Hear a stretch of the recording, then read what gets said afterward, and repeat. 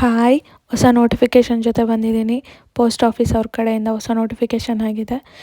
ನೋಟಿಫಿಕೇಷನ್ಗೆ ಹೋಗೋಣ. Recruitment of GDS ಅಂದರೆ ಗ್ರಾಮ ಡಾಕ್ ಸೇವಕ್ಸ್ಗಳಿಗೋಸ್ಕರ ಪೋಸ್ಟ್ ಕಾಲ್ ಮಾಡಿದ್ದಾರೆ. ಯಾವ ಪೋಸ್ಟ್ಗಳಿಗೆ ಅಂದರೆ BPM, ABPM, ಡಾಕ್ ಸೇವಕ್. ಹಾಗಂದರೆ ಏನು ಅಂತ ಹೇಳ್ತೀನಿ. ಇಂಪಾರ್ಟೆಂಟ್ ಡೇಟ್ಸ್ನ ನೋಟ್ ಮಾಡ್ಕೊಳ್ಳಿ.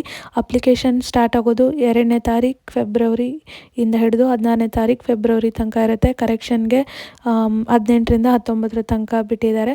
ದೆನ್ ಪೋಸ್ಟ್ ಅವೈಲೇಬಲ್ ಬಂದುಬಿಟ್ಟು branch post master, assistant branch post master, Dak Sevak 3 ಪೋಸ್ಟ್ಗಳಿಗೆ ಕಾಲ್ ಮಾಡಿದ್ದಾರೆ ಅಂಡರ್ GDS ಅಲ್ಲಿ. ದೆನ್ ನೇಚರ್ ಆಫ್ ಜಾಬ್ ಬಂದುಬಿಟ್ಟು not a regular government jobs, ನಿಮಗೆ 10 to 5:30 ಇರಲ್ಲ.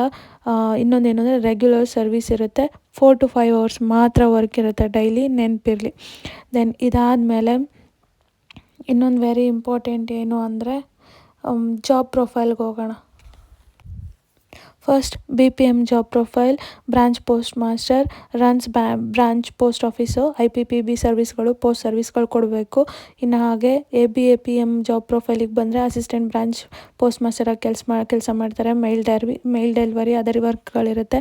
ದೆನ್ ಡಾಕ್ ಸೇವಕ್ ಬಂದುಬಿಟ್ಟು ಪೋಸ್ಟ್ ಮಾಸ್ಟರಾಗಿ ಕೆಲಸ ಮಾಡೋದು, ಮೇಲ್ ಡೆಲಿವರಿ ಮಾಡಬೇಕು ಆಫೀಸ್ ಅಸಿಸ್ಟೆಂಟ್ ಆಗಿ.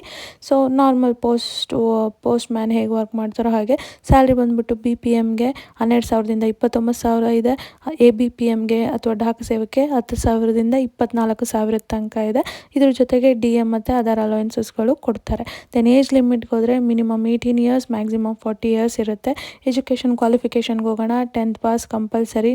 ದೆನ್ ಮ್ಯಾಥ್ಸ್ ಆ್ಯಂಡ್ ಇಂಗ್ಲೀಷ್ ಸ್ವಲ್ಪ ಗೊತ್ತಿರಬೇಕಾಗುತ್ತೆ, ಬಟ್ ಅದೇನು ಕ್ವಾಲಿಫೈಗೆ ನಿಮಗೆ ಇಂಪಾರ್ಟೆಂಟ್ ಇಲ್ಲ. ಲೋಕಲ್ ಲ್ಯಾಂಗ್ವೇಜ್ ಗೊತ್ತಿರಬೇಕು. ಅದರ್ ಕ್ವಾಲಿಫಿಕೇಷನ್ ಕಂಪ್ಯೂಟರ್ ನಾಲೆಡ್ಜ್ ಗೊತ್ತಿರಬೇಕು. ನಿಮಗೆ ಗಾಡಿ ಓಡ್ಸೋಕ್ಕೆ ಬರಲೇಬೇಕು. ಸೊ ಇದು ವೆರಿ ಇಂಪಾರ್ಟೆಂಟ್, ಗಾಡಿ ಓಡಿಸೋದಕ್ಕೆ ಬರಬೇಕಾಗತ್ತೆ. ಅಪ್ಲಿಕೇಶನ್ ಫೀ ನೋಡೋಣ. ಜನರಲ್ OBC EWSಗೆ ಮೇಲ್ ಆದರೆ ಅವರಿಗೆ 100 rupees ಇದೆ. ದೆನ್ ಅದರ್ ಅಂದರೆ ವುಮೆನ್, SC ST PWD ಆದರೆ ಅವರಿಗೆ 0. ದೆನ್ ಸೆಲೆಕ್ಷನ್ ಪ್ರೋಸೆಸ್ ಆಲ್ರೆಡಿ ಹೇಳಿರೋ ಥರ ಯಾವುದೇ ಥರ ಎಕ್ಸಾಮ್ ಇರಲ್ಲ. ನಿಮ್ಮದು 10th ಮಾರ್ಕ್ಸ್ ಮೇಲೆ ನಿಮಗೆ ಅಲೋಕೇಶನ್ ಆಗುತ್ತೆ.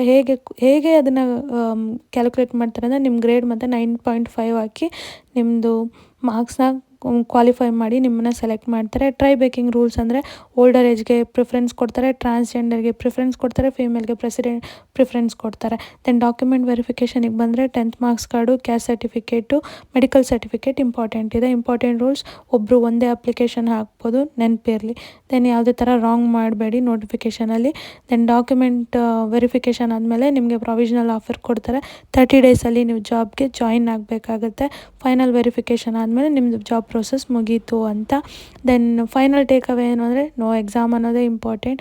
ದೆನ್ ಮೆರಿಟ್ ಬೇಸ್ಡ್ ಸೆಲೆಕ್ಷನ್ ಇರುತ್ತೆ. ಲೋಕಲ್ ಲ್ಯಾಂಗ್ವೇಜ್ ಪ್ರೊಫಿಷಿಯನ್ಸಿ ಗೊತ್ತಿರಬೇಕು.